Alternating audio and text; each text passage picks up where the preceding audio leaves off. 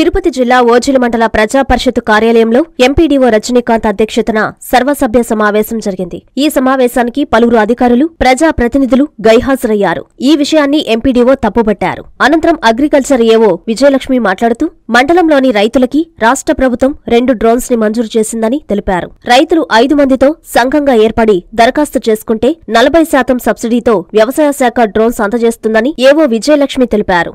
జనవరి 26 నాటికి మంచినీటి కుళాయిలను ప్రతి ఇంటికి ఏర్పాటు చేస్తున్నామని ఆర్డబ్ల్యూసీఏఈ సుమన్ తెలిపారు. ఎన్ఆర్జీఎస్ ద్వారా మండలంలో మామిడి, నిమ్మ వంటి మొక్కలను ఉచితంగా రైతులకు పంపిణీ చేస్తామని ఏపీఎం ఉషారాణి తెలిపారు. ఈ సమావేశంలో వైస్ ఎంపీపీ లెక్కల ప్రసాద్, ఎంపీటీసీలు, సర్పంచులు, మండల స్థాయి అధికారులు పాల్గొన్నారు.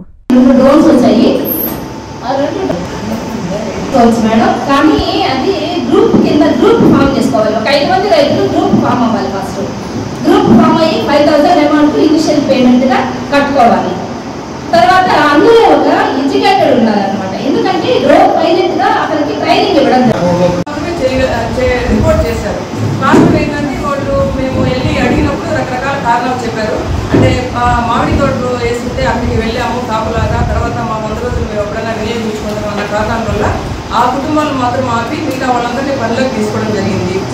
అలాగే పంచాయతీలో ఈ ఉపాధి హామీ పనులు, పంటకాలులు, తర్వాత పశువుల గుంటలు, తర్వాత చెరువులు, పూరి తీటలు ఇవే కాకుండా ఈసారి మనం హార్టికల్చర్లో ఎవరైతే అడిగారో ఉద్యానవన పంటల కింద నిమ్మ మొక్కలు వేసుకోవడానికి ఎవరైతే అడిగారో వాళ్ళకి కూడా మనము 56 ఎకరాలు ఐడెంటిఫై చేసి ఎస్టిమేషన్ వేసి తర్వాత వాటిని ఎగ్జిబిషన్ కూడా చేస్తూ ఉన్నారు. ఇక్కడ అన్ని ఇన్ ప్రోగ్రెస్లో కూడా ఉన్నాయి.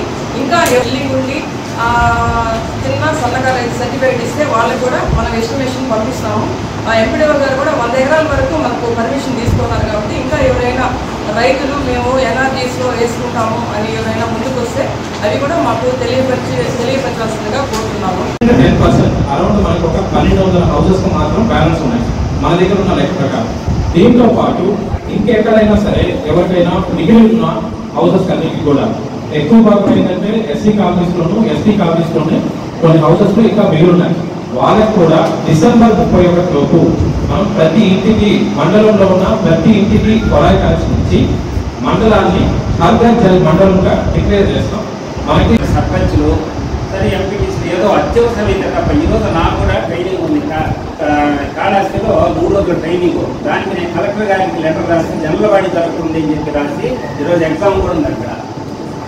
అట్లాంటిది నేను ముగించుకొని కూడా ఎందుకు అంటే ఒక జనరల్వాడి అనేది చాలా ఇక్కడ సమస్య కానీ వస్తే దాని అజెండాలో రాసి హెచ్ఓడికి పంపించే పరిస్థితి కూడా ముందర మన మినిస్టర్ గారు అయితే ఖచ్చితంగా రాయడం కాదని చెప్పి ముందులో చెప్పేవాడు. ఖచ్చితంగా రాయవాళ్ళ ఎవరు రాలేదు, ఆర్ఎన్ఏ ఎవరైనా రాలేదు అని అంటే ఆర్ఎన్ఏ కాదు, ఏ మండల లెవెల్ అధికారులు అయితే అజెండాలో రాసి వాళ్ళ హెచ్ఓడి అయితే యాక్షన్ తీసుకోమనేవాడు.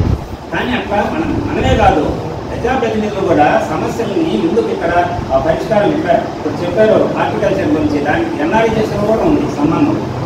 అట్లా మీరు అన్ని రకాల సమస్యలని ఇక్కడ పరిష్కారం అంటే మనం తెలుసుకొని దాన్ని మీరు ఇంప్లిమెంటేషన్ గ్రామ పంచాయతీలు చేయాలి. ఎవరు చూస్తే 10-15 మంది కూడా లేదు. మండల అధికారులు సమావేశం అయితే రోజు కలెక్టర్ గారు మాకు బీసీలు పెడుతున్నారు, గూగుల్ మీటర్ ప్రజాప్రతినిధులు చెప్పి ఎంపీపీ గారి ద్వారా ఎంపీపీ గారు పెట్టారు మీటింగ్ అంటే కావాలి ఈసారి. ప్రతిసారి కూడా ఇదే చెప్పారు. ఇప్పుడు